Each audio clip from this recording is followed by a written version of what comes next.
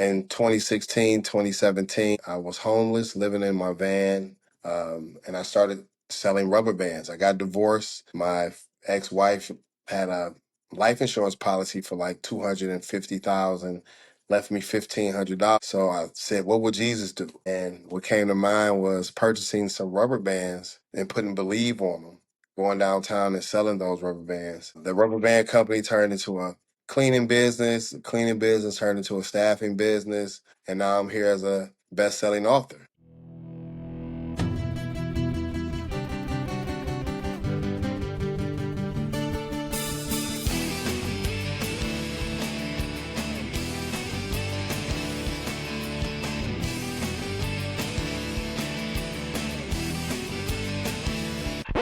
Welcome to Backstage Pass with the HR Rockstar, the show that pulls back the curtain and cranks up the volume on the most pressing HR topics, from talent strategies and workplace culture to career pivots and leadership. Because in today's world, HR isn't just behind the scenes, it's center stage. I'm your host, Jay Arnold, and in the world of HR and talent, there are times we recognize top performers within the workplace, sometimes referred to as rock stars. This podcast combines my love of HR as my career with my experience of 10 plus years performing shows around the Midwest in my rock band, chasing the dream of being an actual rock star. Join me as I sit down with rock stars in their fields to have fun, insightful conversations that keep the human in human resources. Together we'll disrupt, innovate, and amplify the future of work. So grab your pass, turn it up, and let's make some noise.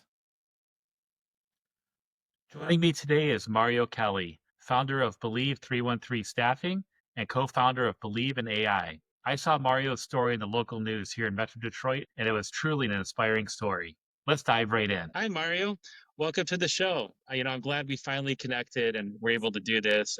I saw some stories recently and I found you online. And as I mentioned at the start of the show, your story truly is an example of never giving up, Detroit strong, that Detroit grit. Now you're an author. Your story just really resonated with me in terms of wanting to find the rock stars within their industries. We're both here in Metro Detroit, probably about 15 minutes away from each other.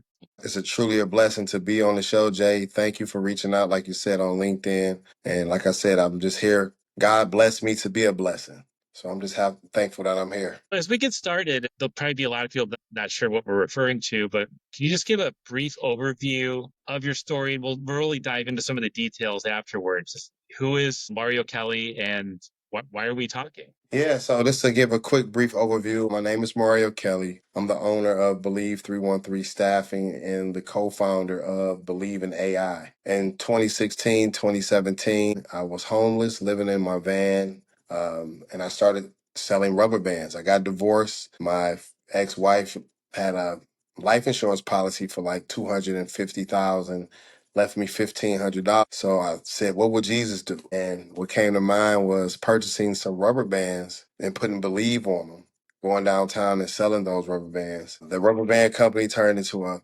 cleaning business. The cleaning business turned into a staffing business. And now I'm here as a best-selling author. Yeah, that's quite a journey, and we're gonna unpack all this here in a moment. Yeah. When I first saw the story and I picked up your book just a few days ago and dove right in, finished it in one day, then over the morning with my coffee to finish it up, highlighted things. Can't wait to have my kids read it. Can you take us back? I read the parts of living in your car, and my heart was right there with you. At that moment, like, did a light bulb go off? I know you mentioned in the book about hearing people walking by and what could be done to help the city, because like you said, there was a lot of struggles and challenges in Detroit at the time, unemployment numbers and so on. What was that light bulb moment when you're like, I have to do something? Honestly, I wouldn't even say it started in the van first. When I got to the point when I came home and everything was gone. So I'm gonna dive a little bit deeper than the book. So when I came home and everything was gone, right then I had to figure out, what can I do? So like you said, with that Detroit grit, it was the next best thing, was like, what would Jesus do in this particular time? And the first thing that came to my mind was the rubber bands. So a lot of people see the millionaire part of the book, but that journey was very, very hard for me. It was some nights, some days I didn't sell any rubber bands. I had to figure out how to get $20 to make sure I got gas in the car to keep the car running, because we both know these winters in Michigan is brutal. So I had to figure out a way to keep the van warm. Also had to figure out when I get up, make sure I got enough gas to get back downtown to try to make some money. So it was very challenging, very, very challenging. But the one thing I did do was keep my faith. I stayed believing in God, and I understood that, He doesn't give us more than we can handle. So I just felt like this was all a part of something bigger. Perhaps this was maybe the start of the isms that are mentioned in the book quite a bit, Yes. and we'll get to that. So you went from the bracelet, and then the story is you were doing a tour at the Shinola factory, and I'll let you tell it, and that's how the pivot of the cleaning company started. So I don't want to misspeak. I'll let you tell the story from there. Yeah, to dive a little deeper in it, one day I was my youngest son name is Malcolm. And I want to say he maybe was turning 10 or 11. So I took him downtown. We were walking around downtown, and just to show him that you can be a millionaire, you can really do whatever you want to do in life without basketball and football. So we're walking past the Shinola Hotel. There's a gentleman standing at the light. His name is Tom Forrest, and he's the brand ambassador for Shinola. I didn't know this at the time. So I asked the guy, I say, "Excuse me, sir." I say, "Can you tell my son that you can be a millionaire without playing basketball and football?" He was like, "Yeah, most definitely." He's just telling us some information. He's like, "This is actually my hotel." He like, "You want to come back to and see the hotel?" I'm like, "What?" He like, "No, I'm the brand ambassador." Just come on back. So we went to the room. If you ever been in the Shinola Hotel, they have a lobby, but they call it the living room to the right. It's about 4 or 5 different living room settings. So we sat down, and at this particular time, now I'm thinking that Believe in Detroit, the rubber bands would be the perfect logo, would be the perfect watch for Shinola. I'm like, this would be the perfect watch to take Shinola over the top. So he's like, "Yeah, what you should do is come do a tour up here at Shinola." So I ended up calling the Mr. White was from the Detroit Youth Choir. I don't know if you ever heard of him. Remember the Detroit Youth Choir? Yeah, I America's called Got them and said, "Hey, I'm America's Got Talent." I said, "Hey, let's go up here to the Shinola, do a tour." We came up there, so I was supposed to meet with a young lady to talk to her about the Believe bracelets. We went into a room to have a meeting, me and her to sit down, and she answered was like, "Oh, I'm so sorry. Our cleaning company is bad. They didn't come in last night." I said, "I got a cleaning company." Just instantly being witty. And like the ism says, taking advantage of the inches around us. That was one of those inches that I can take advantage of right then and there, was saying, "Hey, I got a cleaning company. I can help you clean." Even though I didn't have a cleaning company, never cleaned any corporate level houses or anything. Where I grew up at during my time, my mother had chores on the refrigerator. Monday was the bathroom, Tuesday was the kitchen, Wednesday was the living room and dining room. And if you didn't do your chores, when she get home, you gonna feel it. She gonna wake you up in the middle of the night, get your butt up, go do that bathroom, go do that kitchen, and you got to do it right. So I feel like I've been a professional cleaner since I was 7, 8 years old. Honestly. So I told her, "Hey, I got a cleaning company." She says, "Okay, well that's perfect. Why don't you give us a proposal?" I don't know nothing about putting no pricing together for no corporate building. I went home, I started Googling, YouTubing, corporate cleaning, and the prices I was seeing was like astronomical. I'm like, nobody in the world is going to pay this much for a cleaning, for their building to get clean. Nobody. So I said, let me just come up with my own price. So I came up with 6,500. This is more than enough to get the building clean, pay the payroll, and also for me to be able to walk away with about $1,500 to $2,000 a month. Honestly, that was more than enough for me. I didn't have to go up there. I could just have the crew do it. So I called my mentor. His name is Horatio Williams, and a big mentor here in the city of Detroit. I called him. I told him about what was going on. He said, "Well, man, you should give them a FOIA." I said, "What's a FOIA?" "A Freedom of Information Act." He said, "You should just see how much the contract is from the last company." I said, "Okay, I'll do that." I ended up sending it in. I didn't receive the answer until I got down there that day.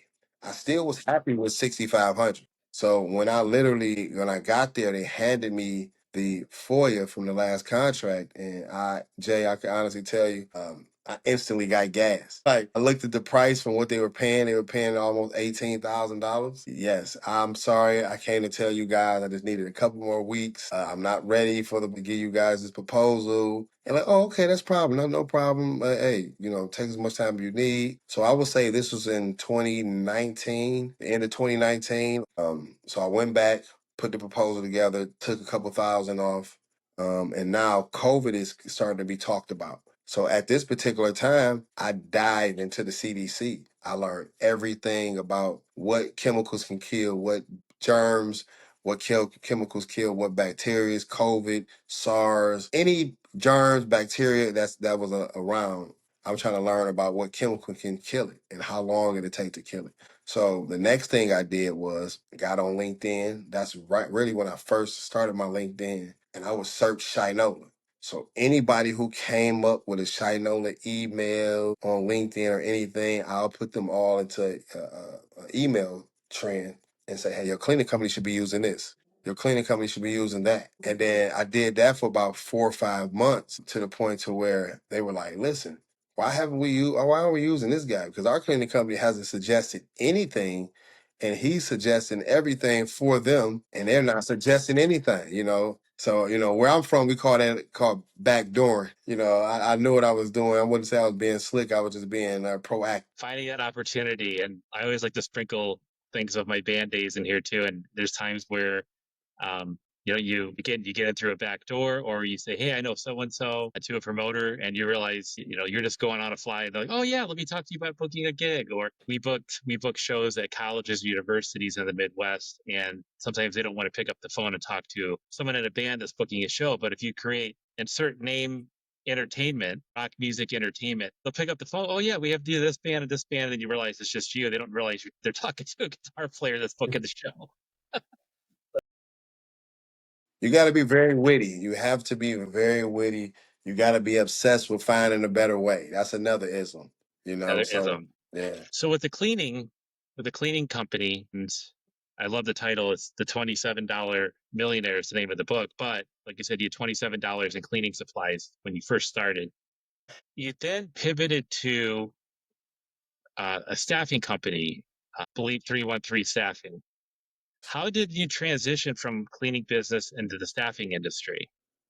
To get to the $27, so after Shinola, I was sending all those emails. Once they told me, hey, we're going to give you a shot, I started marketing on Instagram, Facebook, saying, hey, if you need any cleaning. So now this is around February, March of 2020. And I'm just saying, hey, if you need any cleaning, contact us. We can do this, we can do that. A church contacted me. And after a particular time, I had $7 in my pocket around this time. I borrowed $20 to get $27 worth of cleaning products.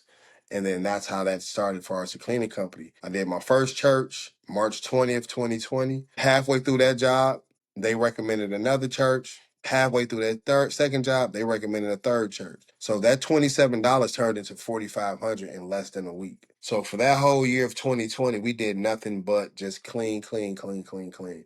If you can remember, everybody around that time was getting PPP, unemployment, SBA loans. So people were like, I'm never going back to work. Literally, there was companies standing on the corners trying to hire people, like with applications in their hand. Any job anybody ever wanted, they could have got it at that particular time. So I just been very forward thinking. So my next thing was, if no one wants to go to work, let me try to start a staffing agency to get in front of this pandemic of unemployment myself. So when the job market comes back around, I'll be someone that they can lean on. Also, I always tell any cleaning company in the United States, the foundation of a staffing agency is really a cleaning company.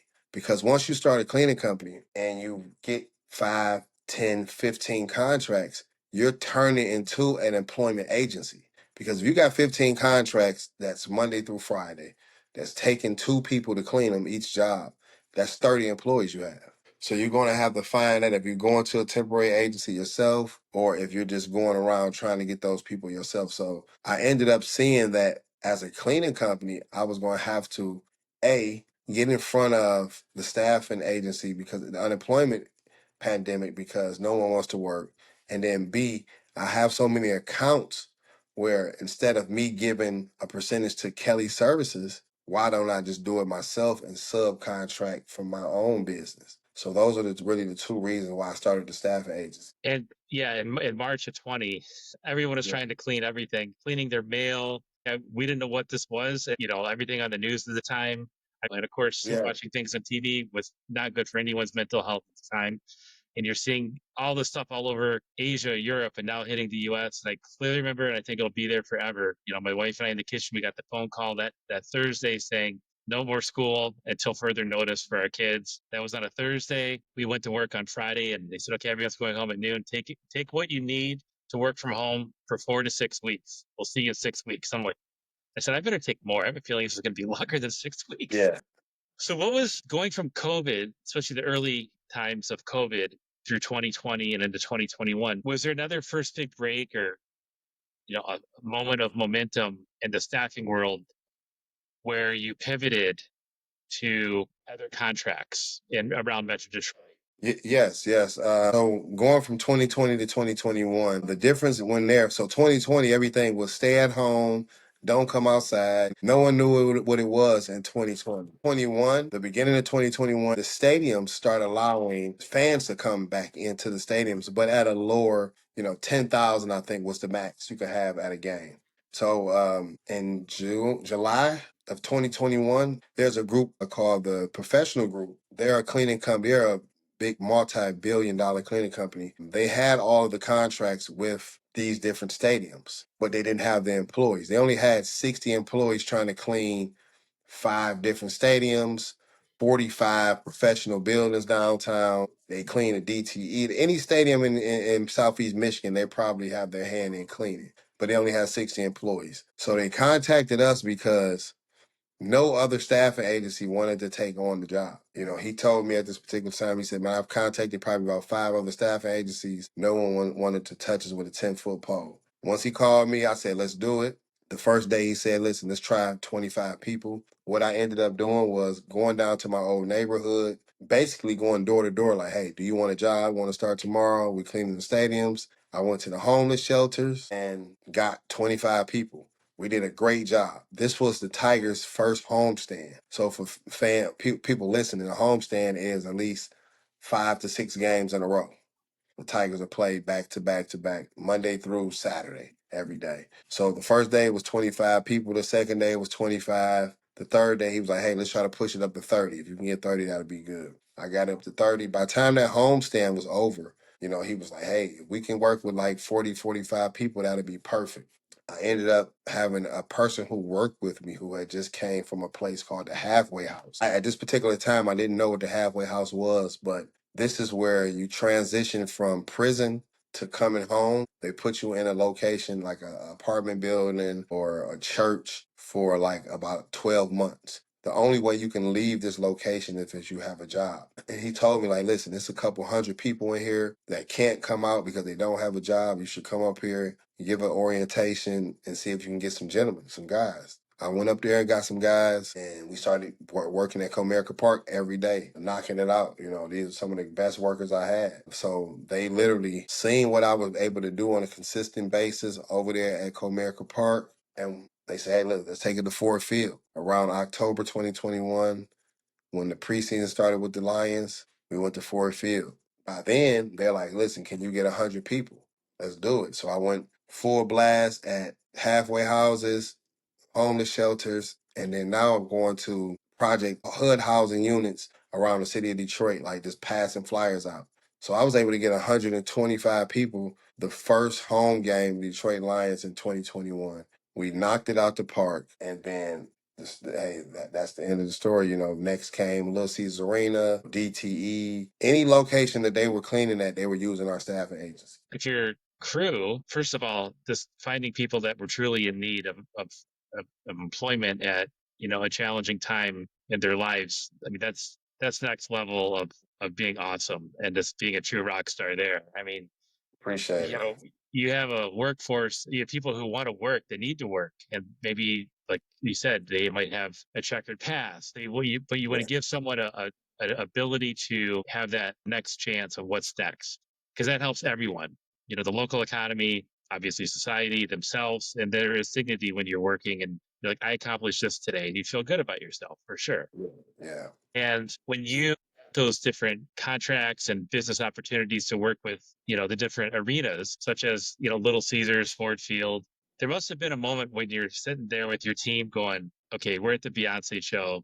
This is surreal, or Elton John. There has to be some of those shows you're going, how did I get here? Where Elton John's on stage, and I think you mentioned before there was something unique about the Elton John show when it came to afterwards. So I'll let you take it from there. Yeah, I mean, I've been at a few awesome shows, Guns N' Roses, Elton John, also The Weeknd. But the Elton John show, I would tell you, Weekend, yeah, The great Weeknd at show. Ford Field. Yeah, Yeah. he had a big moon in the middle of the place. Like I was like, this is crazy. So, but Elton John, I would say take the cake out of any concert, any event I've been to between Beyonce, Taylor Swift.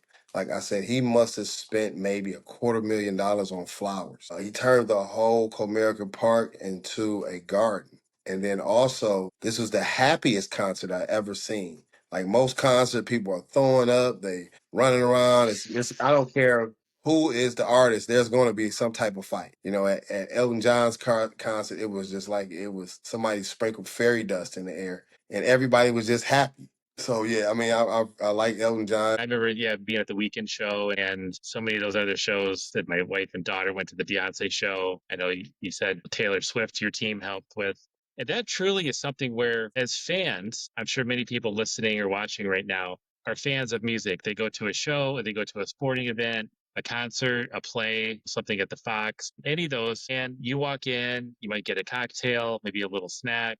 Everything looks beautiful when you walk in. And at the Yeah. end of the night, some people leave things on the garbage, on the ground. They throw their garbage. Depending on the venue, it just might be, it's just a chaotic crowd and there's no controlling it once the music starts or the event starts. But you and your team really is what make it work every single day. How Yes. long, an event ends at say 11 o'clock. I know there's curfew laws. There are bands or artists have to end the show usually at 11, depending on the venue. So lights come on, or thank you, Detroit, lights come on. Then your team goes in. How long does your team take to clean an arena or a stadium? So let's just say the Elton John concert for instance. The first thing was if like you said, there's curfew laws here. After 11 o'clock, the union gets overtime. So there's always in Michigan, the concert is going to be over at 11. So I tell everybody, make it to the concert on time. Don't try to be fashionably late. You're going to miss the main act almost. So what we do if the concert is over at 11, we tell people to get there at 9 o'clock. We'll bring them in the back and we'll sit in a certain section while the concert is still going on. Soon as they say, thank you, Detroit, I love you, turn the lights on, our crew is already lined up downstairs on the ground floor level, as far as where the grass is at Comerica.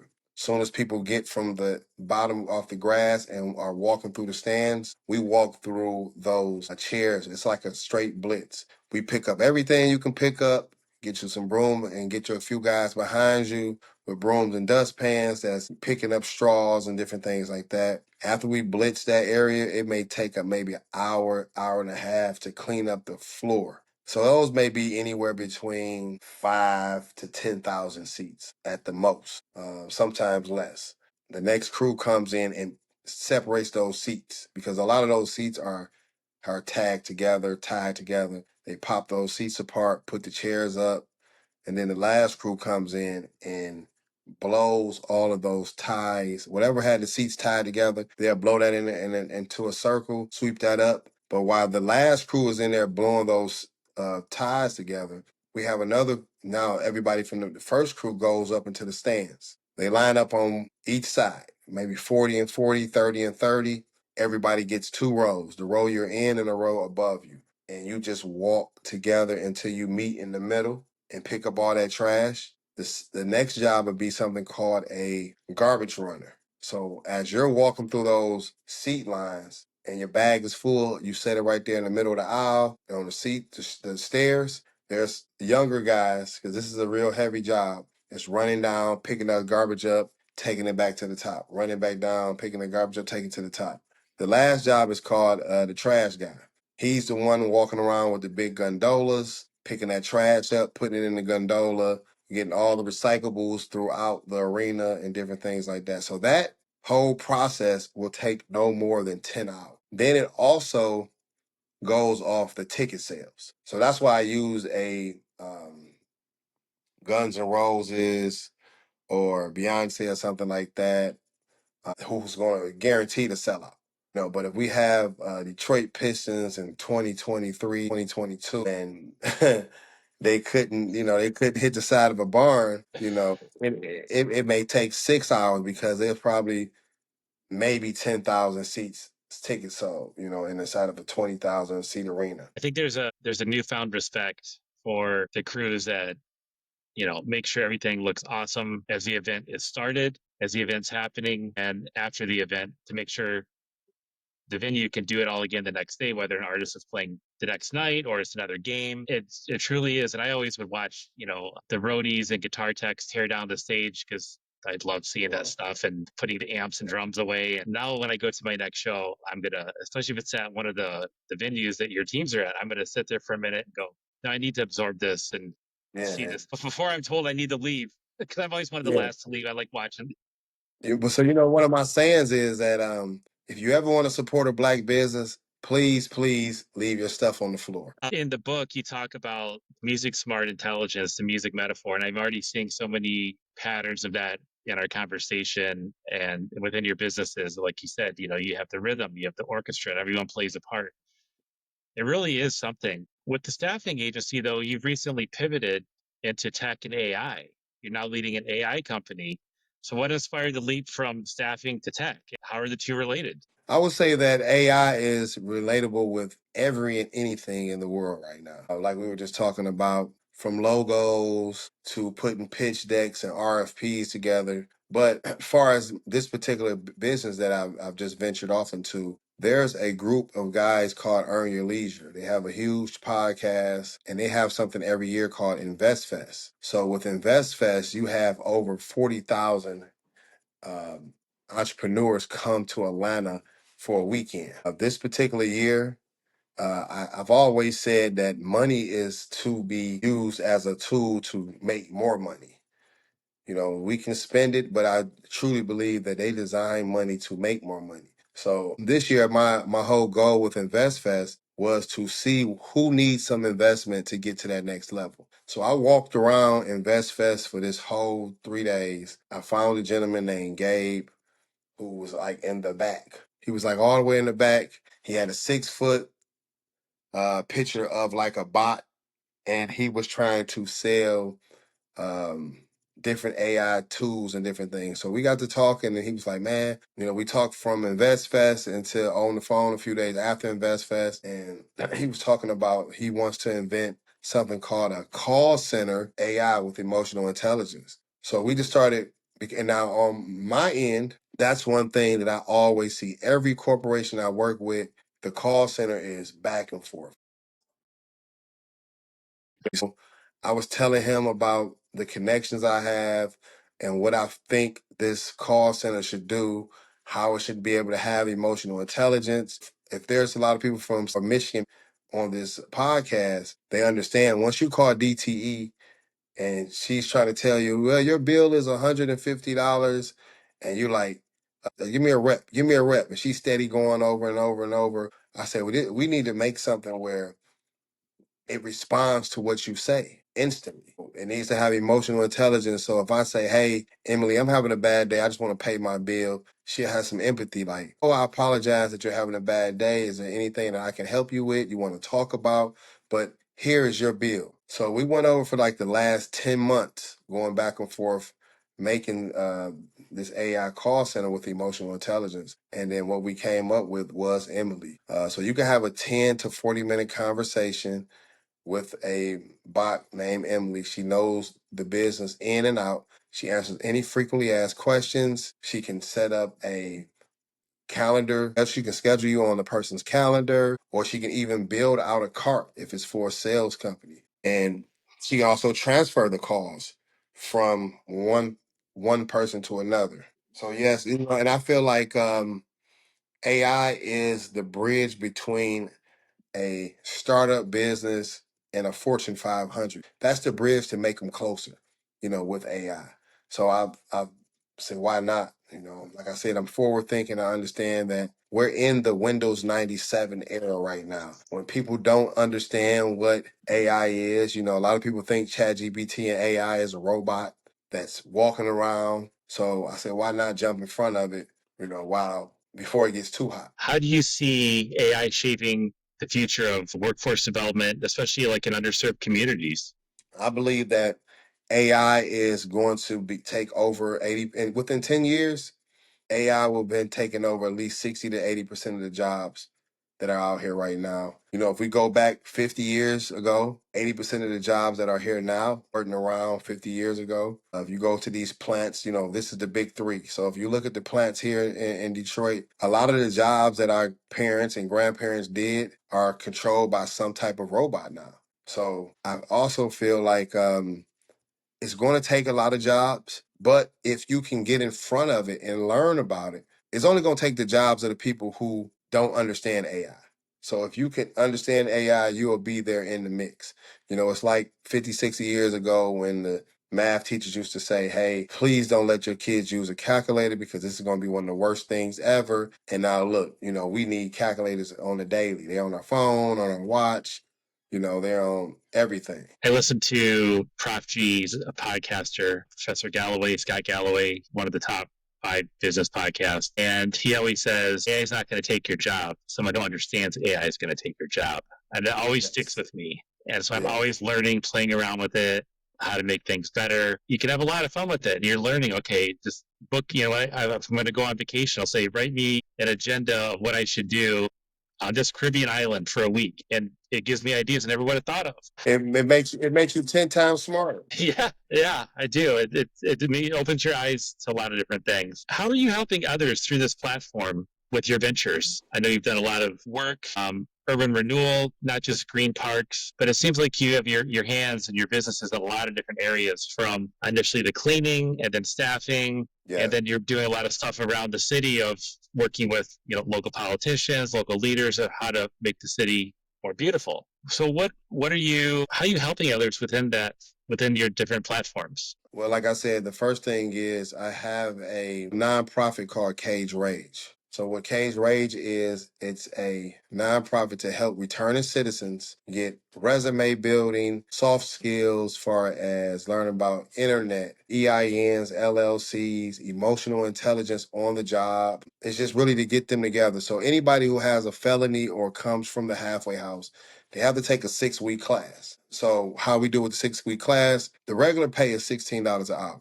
We'll start you off at $13 an hour. Each class you come to, you get a 50 cents raise. So once you're done with your class, you should be at $16. Plus we give you $20 every class to just come in. And what we do, like I said, a lot of people have been in jail for 4 years, 5 years. We even had a gentleman who just did 40 years come and work. So the first thing that he seen was I was FaceTiming somebody, and that blew his mind. Like, wow, you can talk to somebody on the phone and see their face. So we bringing them up to speed with technology. Like I said, we're going to help them build them out a resume because a lot of these guys haven't had jobs in 5+ years. So there's different ways that we go about helping them build a resume. We have a coach come in, a teacher come in and help them with their reading. If you don't understand how to read or you're having problems with reading, we can help you there just so you won't get tricked out of your space again. And then, like I said, every person in the world has some type of genius level talent. I believe everybody, like you said earlier, you got music smarts, you got body smarts, different things like this. So we try to find their talent that they have and help them shape that to some type of business that they want to do. So once you leave the 6-week class, you'll be at $16 an hour. Plus, you will have an EIN and LLC if that's what you want to do. Some people like, I just want to work. I don't want to be an owner. I just want to work. And that's fine too. But our goal is to help you start your own business. Also, on the AI side of things, we just started something called Believe in AI Academy. So this helps you dive into becoming a ChatGPT mastery. Like I said, it's really ChatGPT is the train, but it needs a conductor. So with the conductor, you'll learn about different prompts to put in there. You'll learn how to build a website. Like I said, I wrote an RFP from ChatGPT. I just use ChatGPT as a PR firm. So there's different ways that it'll answer all of the questions. Even with my book, we wrote the book with a lot of ChatGPT. So there's different ways you can use ChatGPT if you're putting the right prompts in there. Looking at your work, what would you say to other leaders who want to create opportunity impact through entrepreneurship? To other leaders that want to create opportunities is do it. Figure it out. Take the roast out the oven. Put your fork in it, see if it needed a little bit more seasoning, if it needed a little bit more cooking, put it back in there. Don't let your ideas die in some graveyard. I tell everybody, throw everything that you have against the wall. Whatever sticks is what's going to stick. That's what you go with. But don't just keep it in the pot. So any entrepreneur out there that wants to go to the next level, or any human being that's just trying to figure it out, just try it, figure it out. That's right there. Launch and learn, which is another ism. So don't just let your ideas die away in the gravesite. A lot of times we have it's the voice in our head that we're fighting against. And that was that to go back to my story when I first started. When I walked in that house and I knew that she had all this money. She gave me 1,500. She wrote me a letter saying, "Hey, I want to do this. I don't want to do that." Can you imagine the voice in my head that was saying, "Go find her, tell her to give you some more money. She's not leaving you." But I really had to come to grips and understand my emotional intelligence. I had to really clear my mind, stop listening to the voice in my head, and just move forward. So sometimes we just need to move on what our hearts are saying and not really what the voice we're hearing. I'd like to pivot to the book, and I have a copy here. Make sure everyone can see it if they're watching this. $27 Millionaire. So what inspired you to write the book? It was a few different things. First off, I felt like I was doing a lot of different podcasts and I wasn't really diving into the full story. I wanted to get into the full story about, a lot of people didn't even know that when I was homeless, I ended up getting a book called The 19 Isms. And that had a lot to do with my life, even to today. Every day I have it wrote on my wall, all the isms on my wall and on my mirror. So when I wake up, those are things that I live by.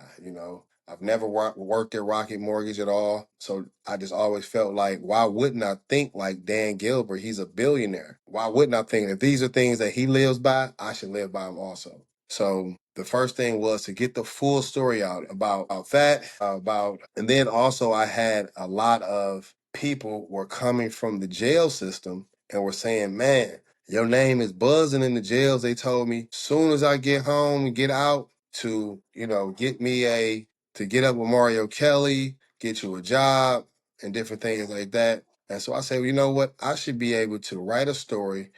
Once a lot of people were coming home from prison and they were saying, "Hey, your name is buzzing in the prison system." They were saying, as soon as you get home, get up with Mario Kelly, he can get you a job. A lot of people who I were employing, like I said, were coming from halfway houses.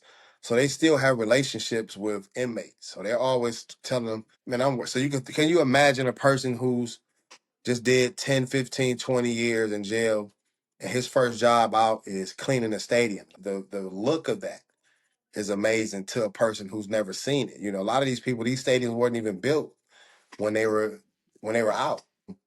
They would just tell people, "Listen, I'm working for Believe 313. When you get out, bro, come work with us."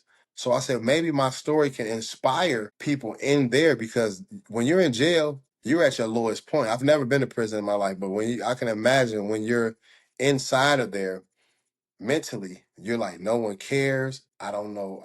My life is over. So I wanted to inspire people to show them in the inside that I started with $27. I had to build from ground zero. So you can do it too. So my ultimate goal was I just assumed that I was going to be a best-selling author from the prison side of things, where it didn't start off like that at all. Again, so it's like, even with my book, I'm starting over from ground zero. This is a new page for me. I don't understand how to sell the books. I'm thinking, you put it on Amazon, they're going to hear about it. They're going to start buying them every week. No, that's just not how it works. But my original plan for writing the book was to sell it in the prison system to inspire inmates. If that was the only thing that happened, it'd be fantastic, because like you said, and I don't think anyone that's been incarcerated would disagree, that has to be one of the lowest points of your life. being incarcerated. And to read a book like this and to go, look, when I get out, I want to do A, B, and C. And there's somewhat of a roadmap, guardrails to help me stay structured. And it's $6 on Amazon right now. I couldn't believe the price when I saw it. I was like, wait, what? I mean, and that was another thing I said. I feel like at first I had priced it at $27 because I feel like that's my number. But I also know that $27 can be steep for a lot of people.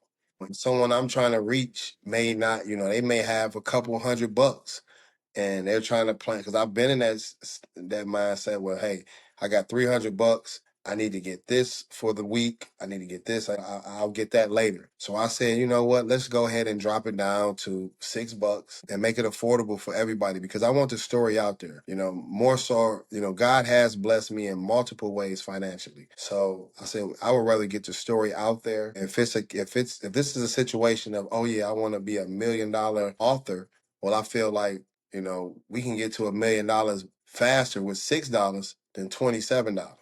One thing I'd like to do is, I know we talked about let's give away a book or two. So I'll let you take it from here. Yes, me and Jay, we were talking a little earlier before the podcast started, and I said, well, I think let's give away 2 books to a listener. The first 2 listeners that's going to share the YouTube podcast and comment hashtag believe313. So the first 2 people to share this podcast onto one of their platforms, Instagram, TikTok, LinkedIn, and then also comment hashtag believe313. Jay is going to mail you a book.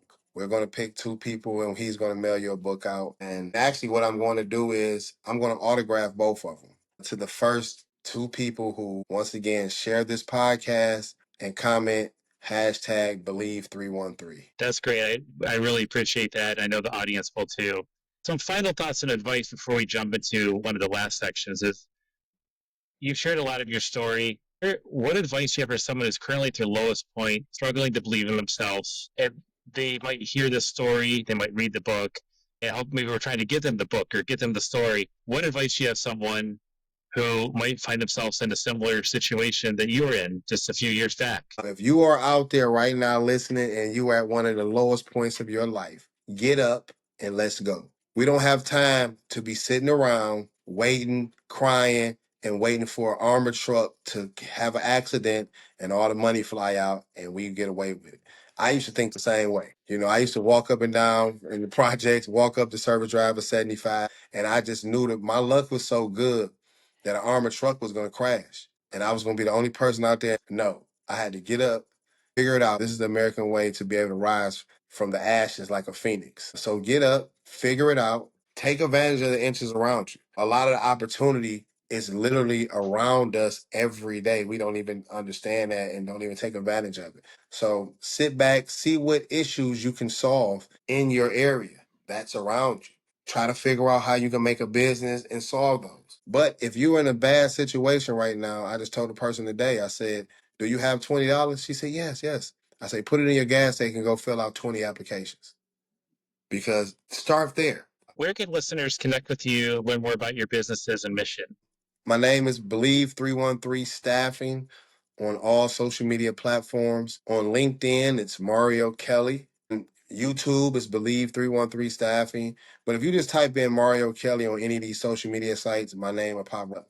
And if you follow me on any of these sites, send me an inbox, DM. I answer them. I tell everybody I'm Carol Kelly's son. I don't want to get all caught up in the no. I'm still my mother's son, and I'm answering all inboxes, DMs. I may not answer it the same day. I like to control that part of my life. I do have a social media team. As far as replying back to emails and DMs and stuff, I like to do that myself.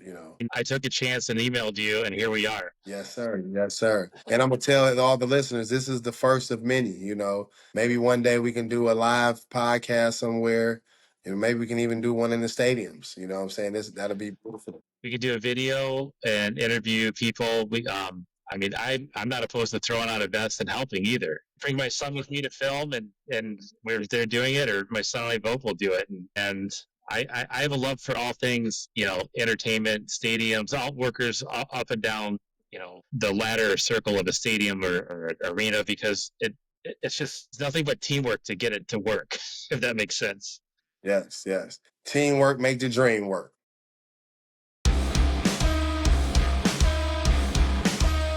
So one thing I'd like to do is jump into what I call the Encore section, where we dive into fun, personal, and maybe some pop culture questions, because it's really important that I keep the human and human resources.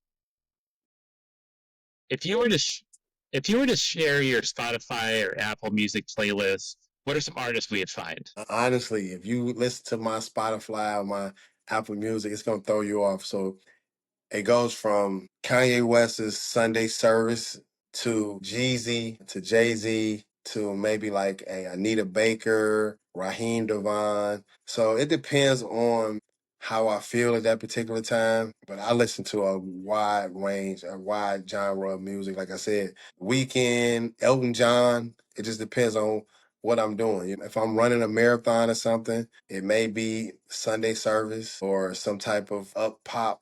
I think when I just ran the Free Press Marathon, I probably listened to Not Like Us probably 40 times. I mean, that's what really pushed me through, that Kendrick Lamar song. What was the last show, concert, or event you attended that you didn't work at? We went to see Jill Scott in Atlanta. That's literally my favorite artist amongst all genres is Jill Scott. Do you remember which venue that was in Atlanta? It was outside, it was in the outskirts of Atlanta. I don't know the exact venue it was. A venue, probably about 2,000 seat arena. What is your guilty pleasure? A food, TV show, whatever comes to mind. So I'm vegan. I've been vegan for about a year. And I just watched something called American Sniper. I love like documentaries and stuff like that. And what's crazy is, as far as Instagram, I always like to watch these cow hoof cleans. Like, I don't know if you ever seen like, I don't know if you know how like the cows steps on the nail and a guy is scraping away. I sit there and watch every night before I go to bed. That's what like literally puts me to sleep. Just watching the cows get their feet clean and different stuff like that. And my guilty pleasure as far as food, I'm a big salad eater. I'm a huge salad eater. But then I have something called so I don't eat bacon because it's meat, but I like to make coconut bacon. So the inside of the coconut, yes, it's delicious. The inside, that meaty part of the coconut, you dehydrate it, you season it up real good, put it in the oven, and it tastes just like bacon, if not better. Now it's going to be a little tough, but I mean, I can eat that 3-4 times a day. That's so much healthier. Yes, so Oh, much health. I'm going to dive into that once we're off the call here. Yeah, coconut bacon. I make something called a CLT. Instead of a BLT, I make a CLT. I like that. Yeah. And then what is a fun or unique fact that many people might not know about you? I love running. Like, Running. I love running. I probably run at least 2 miles a day. I always tell myself I'm just gonna do 2 miles. I end up doing 4 or 5. But it's like that's like a me time.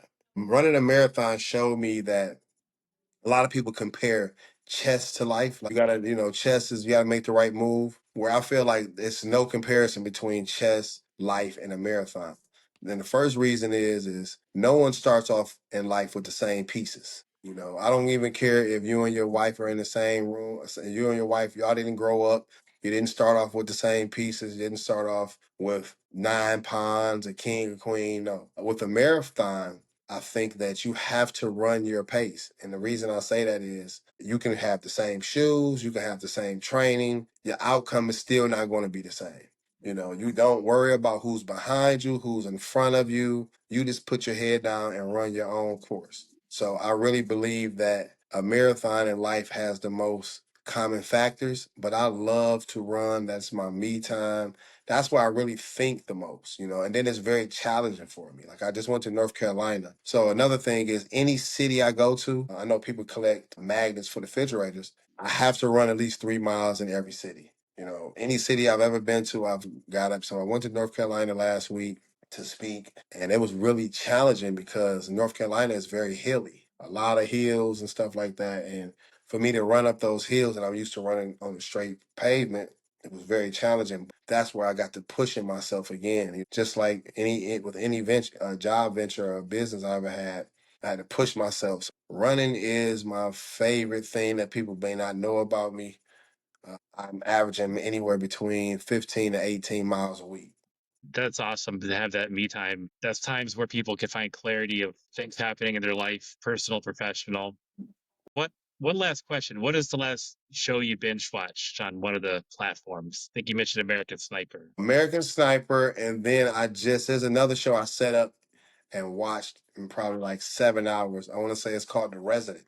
The, the Resident is a good show. It's like a murder comedy where there was someone got killed at the White House, and this lady from Orange is the New Black. She's like the best detective in the world, where she can see the way a person is breathing and say, well, he did it. So she literally figured out who murdered this person in the White House in 24 hours.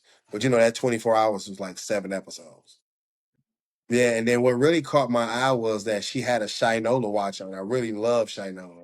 I never bought a Rolex. I never bought a AP or a Breitling. I won't wear them due to the fact of just my respect and my love for Shinola. And I feel like I'd be a smack in the face almost. So that's the first thing that caught my eye was that she had a Shinola watch on. And then it was just really a good series. I totally understand about the Shinola part. I was on a large project at work, and our manager at the time had given some points to all the team members for a job well done.